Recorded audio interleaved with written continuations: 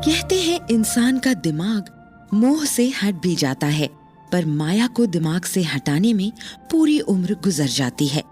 आज के इस समय में हर किसी के दिमाग में ज्यादातर समय बस एक ही चीज चलती है और वो है पैसा। पैसा हो तो परेशानी, पैसा नहीं है तो उसे पाने की परेशानी। पर पैसा, धन दौलत ये सब सिर्फ आज की समस्या नहीं रही है, ये पिछले कई हजार सालों से है। हमेशा कोई ना कोई इसके जाल में फंस ही जाता है। पैसा होना जरूरी है, पर हर वक्त पैसे के बारे में सोचना कितना खतरनाक और दिमाग के लिए बुरा हो सकता है, ये हम जानते तक नहीं हैं। ऐसे ही अर्जुन को एक बार ये धन का मोह हो गया। कृष्ण ने तब अपने ज्ञान से न सिर्फ अर्जुन को इस माया से बचाया, बल्कि आज तक वो कई लोगों को अपने ज्ञान से बचाते रहे हैं। अर्जुन बहुत चिंता में थे और सामने कृष्ण विराजे थे।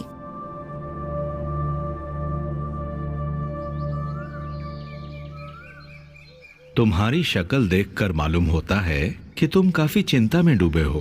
क्या बात है? मैं वाकई बहुत चिंता में हूं। मैं एक राज परिवार से संबंध रखता हूं और रिश्ते नातों से लेकर अपनी कमाई हुई संपत्ति तक को भी मुझे संजोना सिखाया गया है। लेकिन अब ये सब कुछ करते हुए मैं जरा भी खुश नहीं हूं। मेरे पास पैसा है, संपत्ति है और हर वो चीज है जो इंसान को खुशी देती है, पर मुझे खुशी क्यों नहीं है? मेरे अंदर ये सब होकर भी और पाने की इच्छा और इसे खोने का डर हर समय सताता रहता है। मैं क्या करूं? कृष्णा अर्जुन की बातों को मुस्कान के साथ सुन रहे थे। उनके पास इस तरह के सवालों के कई तरह के उत्तर मौजूद थे।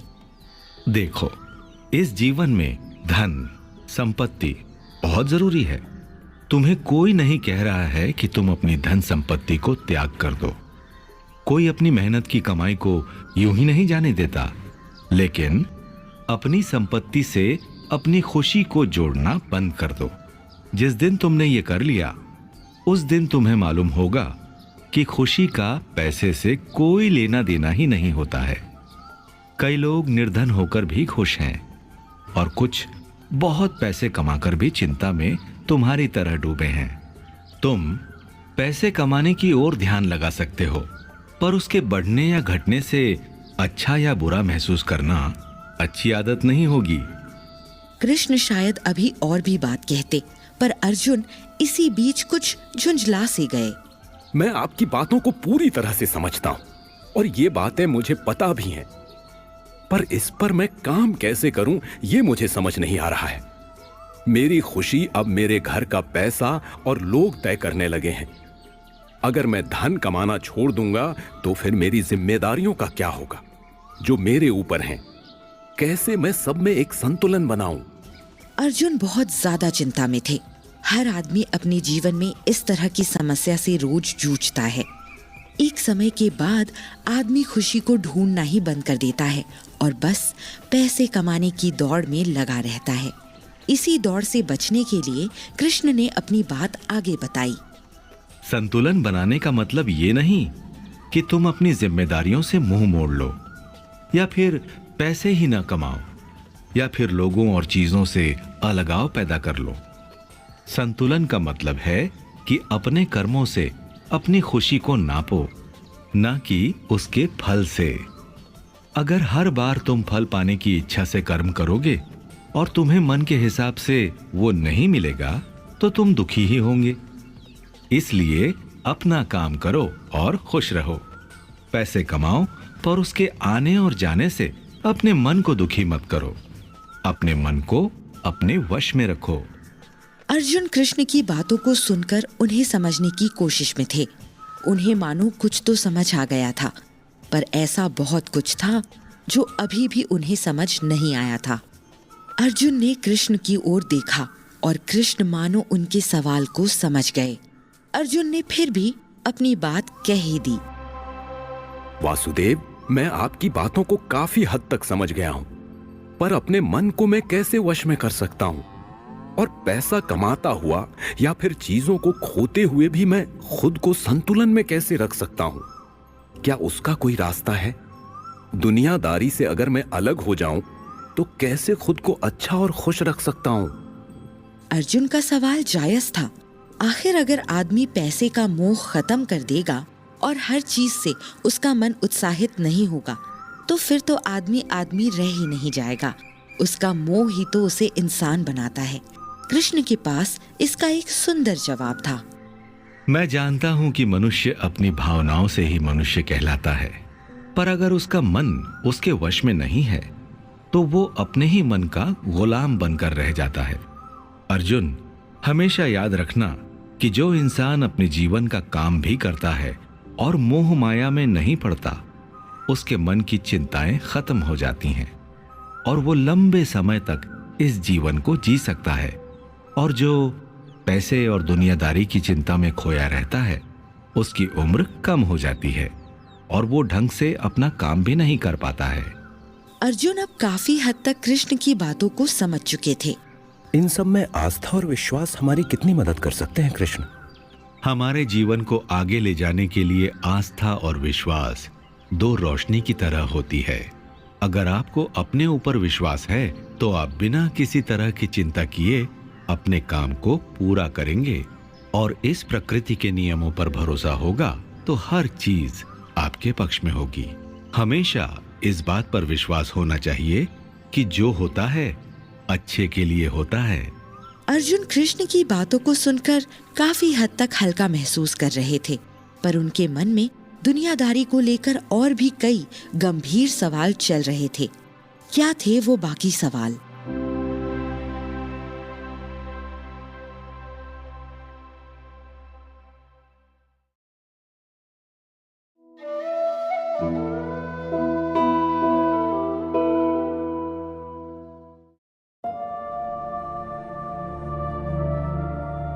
आजकल की जिंदगी में जो एक चीज हमें सबसे ज्यादा परेशान करती है वो है गुस्सा, जो किसी भी बात पर आ जाता है। गुस्सा हमारे शरीर और मन को कितना नुकसान पहुंचाता है, ये सब हम बचपन से सुनते आए हैं। ऐसे ही कृष्ण से एक दिन भीम ने अपने गुस्से को लेकर सवाल किया, क्योंकि भीम को काफी ज्यादा गुस्सा आता था।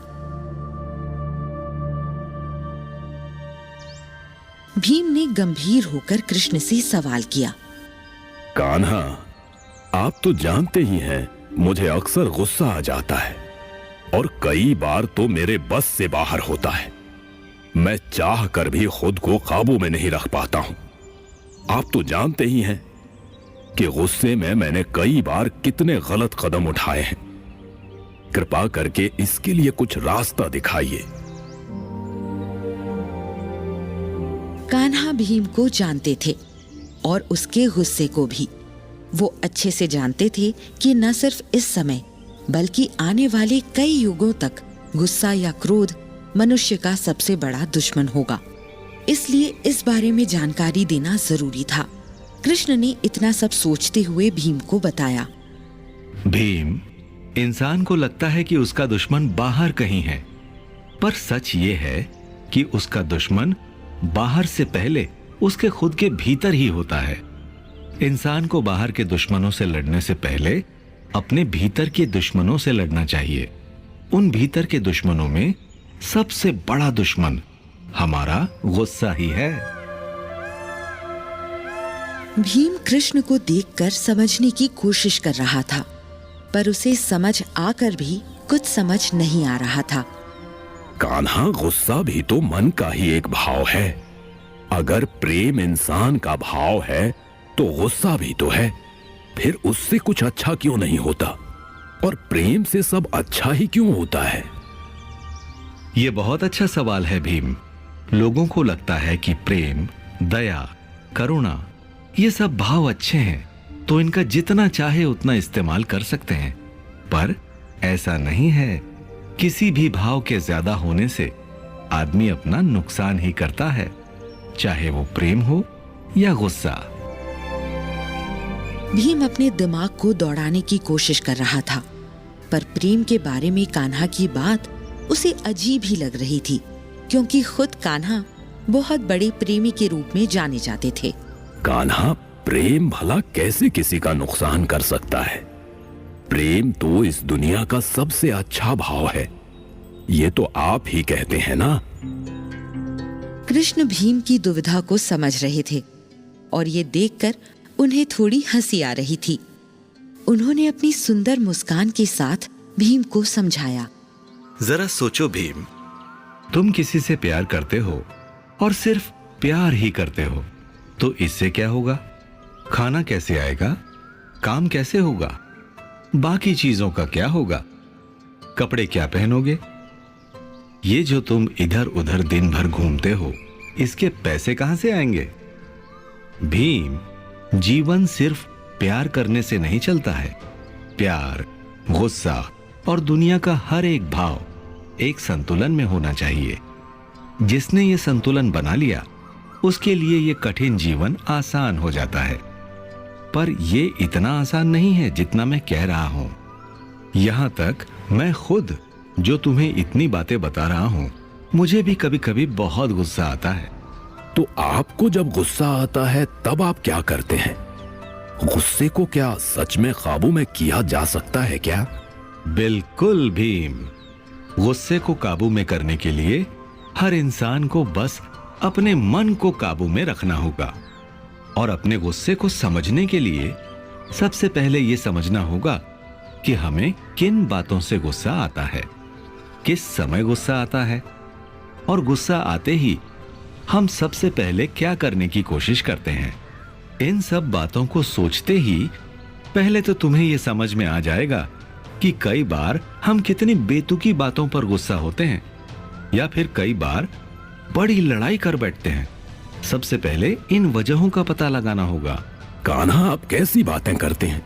भला कोई गुस्सा करते हुए ये सोचेगा कि मुझे गुस्सा किस वजह से आ रहा है? वो तो सीधे गुस्सा करेगा ना।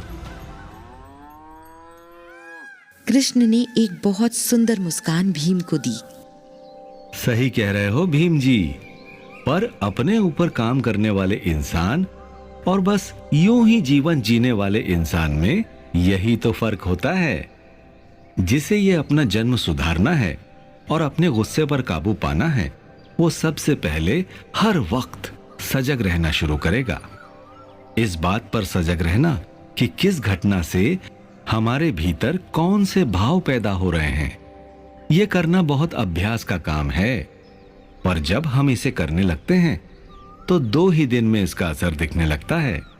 उस अभ्यास में हम ऐसा क्या कर सकते हैं जिससे हम अपने गुस्से को अपने काबू में कर सकें? पिछली कई सदियों से आदमी अपनी सांसों को काबू में रखकर सब कुछ कर लेता रहा है। हर भाव का संबंध हमारी सांसों से जुड़ा है। तुम देखते होगे कि जब हमें गुस्सा आता है तो हमारी सांसें कितनी तेज हो जाती हैं और एक किस्म की बेचैनी हमारे शरीर में होती है। इसलिए जरूरी यही है कि हम रोज कुछ समय अपनी सांसों को काबू में करने का अभ्यास करें। योग या फिर प्राणायाम करना गुस्से को शांत करने का सबसे अच्छा तरीका है। तुम देखोगे कि जितने भी साधु हैं जो हमेशा ध्यान करते हैं, या फिर वो सभी लोग जो दिन के कुछ घंटे ध्यान लगाते हैं, उन्हें बाकी लोगों की तुलना में कम गुस्सा आता है। उन लोगों का असल में अपनी सांसों पर काबू है। जिसका सांसों पर काबू हो गया, उसका बाकी सब पर भी काबू हो जाता है। कृष्ण ने लगभग सब कुछ जैसे भीम को समझा दिया था, पर भीम को अभी भी बहुत कुछ जानना था। वो अपनी सोच विचार से एक पल में बाहर आया और सवाल किया।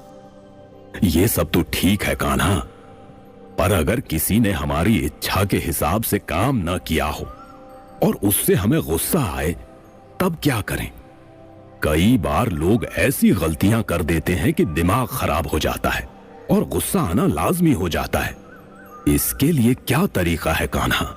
किसी भी गलती के लिए उस पर चिल्लाना या गुस्सा करना सबसे आसान है, बल्कि उसे माफ करना या फिर उसे समझाना बहुत मुश्किल।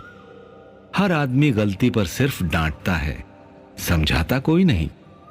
जो गुरु अपने शिष्य को उसकी गलती पर डांटता नहीं बल्कि समझाता है, वो शिष्य बहुत समझदार होता है। जबकि डांटने वाले गुरुओं के बच्चों का आत्मविश्वास कम हो जाता है और वो कुछ नहीं कर पाते। इसलिए लोगों को माफ करना सीखना चाहिए। पति, पत्नी, बच्चे या फिर किसी भी रिश्ते में गुस्सा कभी रिश्ते बनाता नहीं है, बस तोड़ता है।